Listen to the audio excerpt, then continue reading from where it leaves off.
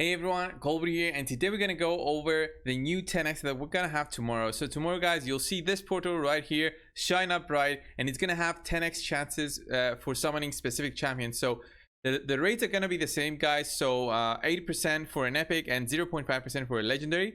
But summoning those specific champions, so once you get an epic, there's a 10x chance to summon that specific epic, and a 10x chance to summon that specific legendary once you go over that 0.5% or that 8% for the epic. So guys, it's 3 legendaries that are gonna have increased chances, and then again 3 epic champions. So one of them, guys, is Royal Guard. I'm gonna go over this champion, guys, in this video. Royal Guard is a fantastic champion. If you don't have him already, then you should try and spend some of your shards to open for one, at least one. I'm gonna showcase what 2 Royal Guards actually do to a team.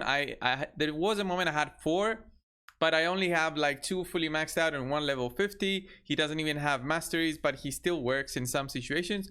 I'm gonna showcase 2 Royal Guards and how they make like speed farming some dungeons. They make it trivial and much easier than usual. So Royal Guard, guys, has the takedown, attacks all enemies, damage increase according to enemy max HP. So the importance about Royal Guard, maxing out his damage to get as much as possible enemy max HP damage. And you're gonna see through the dungeons how much damage Royal Guard does to both the waves but also the bosses. He does not really care about attack. It does help, but it doesn't help as much as having more critical damage and more critical rate. Let's quickly go over my Royal Guards, their gear, and I'm gonna explain how important their gear and masteries are. Basically, you want to get as close to 100% critical rate as possible. The reason is you want to crit. If you don't crit, you're probably not gonna clear the waves as fast, and if you don't clear the waves, the Royal Guards are gonna die. You're gonna have a slow run and possibly a failure of a run. So as close to 100% as possible. If you can get 100%, then that's great. Speed does not really matter, but as long as you have over 150, depending on who else you have with him, over 150 is okay. Accuracy is not required, but does help because of his A3. My gear is just a mixture of gear. I don't really focus on specific sets, like the critical damage set and the speed set are just a bonus there. And the same thing with the other one. It has a critical damage set, a speed set, and like 2 broken pieces right there. And his stats are very similar to the other one, but very high. Look at that critical damage, 293%, and both of my Royal Guards are running Hell Smasher for that 50% chance to ignore 25% of the target's defense. I love that when it procs, it just gives me a ton of damage. If it doesn't proc, my Royal Guards still do a ton of damage, so I don't really mind. I'm not really disappointed. So enough talking about the Royal Guards, guys. It's gonna be a 10x tomorrow. If you don't have them, you should open at least a few shards. If you've got a Sacred, I mean, you're gonna get a guaranteed epic. If that's a Royal Guard, you don't have him already. The spider, everyone hates the spider. Why they hate the spider? Because it's supposed to be hard. Guys, the spider is not hard. This is a total endgame setup, and the reason this is so fast is because I've got 2 Royal Guards in there, and I'm gonna show you how quick they make this run. I could potentially just run 1 Renegade in there. Could run my combo of you know, the Renegade and the Paragon, but yeah, it still works with, you know, the Renegade in there. We're gonna go in, you're gonna see how clear they're gonna just kill the spider. You don't need really a cold heart if you don't have one. If you've got a Royal Guard, he just makes your life so much easier in having those speed runs. So look at that, A2, we're gonna have a reset here of two turns. That's fine. You see my Royal Guard did not die. I'm gonna do the HP burn. Now it's another AoE.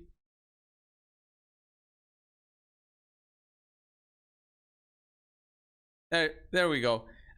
We got lucky there with the cooldown reduction. It still would be a quick run, I think, even if I failed. For the Ice Golems pick, I'm gonna show you like how much easier the 2 Royal Guards make it. So 2 Royal Guards, 1 Renegade, 1 Stag Knight. Stag Knight is very important for the Ice Golems, and an Arbiter. So this is a total end game setup, but it does make your life so much easier in farming that Ice Golem for, you know, a tournament. When you've got a fusion going on, you need to farm that Ice Golem as fast as possible. So look at that.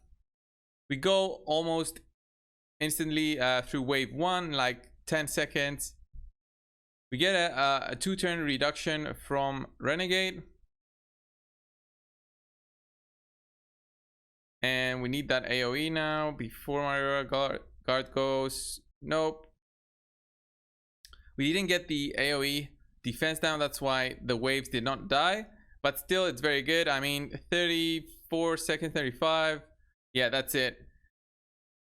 And then we reach the boss. This is very crucial to have that Stagnite in there, because Stagnite is going to apply an attack down.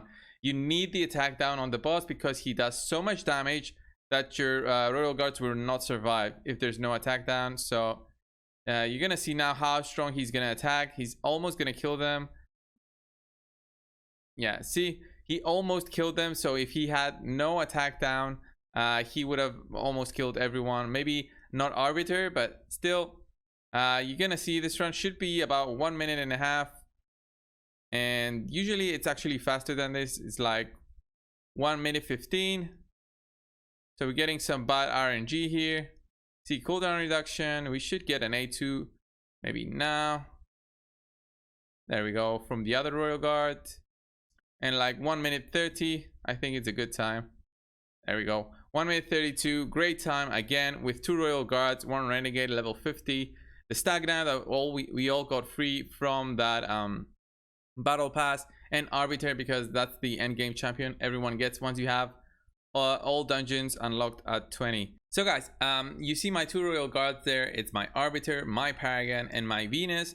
I'm gonna show you my speed farming Dragon team again with the 2 Royal Guards, and it's so important having 2 that I can't stress enough. Yeah, just summon tomorrow if you don't have 2. If you don't have 1, yeah, just open some shards. You're not gonna regret it if you get 1. Of course, if you get something better, yeah. If you don't get something good, I mean, it's all RNG in this game, guys. In pulling shards, there's no special moves you do to summon something specific. It's all RNG. We go in with the A2 defense down and weaken, and can we clear the whole thing? There we go. 8 seconds to go to wave 2. My Venus, no, she didn't get a reset. Gonna get a reset with Venus. Come on. There we go. Okay. A2. Takedown and another takedown. 23 seconds to reach the boss. Now Venus is gonna apply her poisons. It's gonna be a bit slower here. It's gonna take about 55 to 1 minute to clear the whole thing. Because, yeah, the dragon needs poisons to die pretty much. And we don't have a Chimera to make our runs a ton easier. So just Renegade, it still works for speed runs. If you haven't seen my previous video, yeah, this is what I use. So A2 there again with Venus, and we go 1 and 2. That's it. 55 seconds, guys, to clear Dragon 20. This is the team I use to farm, you know, Dragon's Lair. I farm, yeah, Dragon's Lair. I farm Spider and also Ice Golem. I don't really farm Ice Golem, but yeah, Spider and Dragon. Ton easier with 2 Royal Guards. The Fire Knight, I do not use my Royal Guards in there. I instead use this team. It still works great, and it focuses on Allure. She's another champion that we have for that 10x. We're gonna go in the Fire Knight. I'm gonna show you how fast it clears the Fire Knight. And the reason is just the control of turn meter this team does, just because of Lysandra and Cold Heart, but also Allure. Allure is weak affinity here, guys. So you would imagine that having a weak affinity champion would actually make it worse for your team, but it doesn't. For this specific role, for the role that we need, Allure is just to keep the Fire Knight boss's turn meter down. And what the Fire Knight boss does is basically he has a shield when you go in that has 10 turns. You need to break down that shield by attacking like 1 hit per champion, or if a champion has more than 1 hit, like a Cold Heart has more than 1 hit, then those apply as more hits on the boss. We're gonna go in there and see. Allure actually has a 3-hit A1, so she's gonna make our life so much easier to bring down that boss's shield. But also Allure's A1 decreases turn meter at 100% rate when you've got 100% critical rate. So you're gonna see now, look at that, we got a weak hit, but still the shield is down. Exhaustion there from our Lysandra, and you're gonna see Allure just doing her A1 all the time. Now, okay, the turn meter was not that high, but once it gets a bit higher, Allure is gonna use her A1. There we go. A2 from Venus. Exhaustion. Complete control of the boss's turn meter, guys. This is a 100% team. This is a very safe team for me to use, and allure just secures reducing that turn meter. Look at this. Yeah, almost to 0. Fantastic use of a champion, guys, just to control that turn meter. We got some critical rate, critical damage gloves, but the substats are quite bad, so not gonna sell them for now. We'll see. Maybe they're worth it, but not really.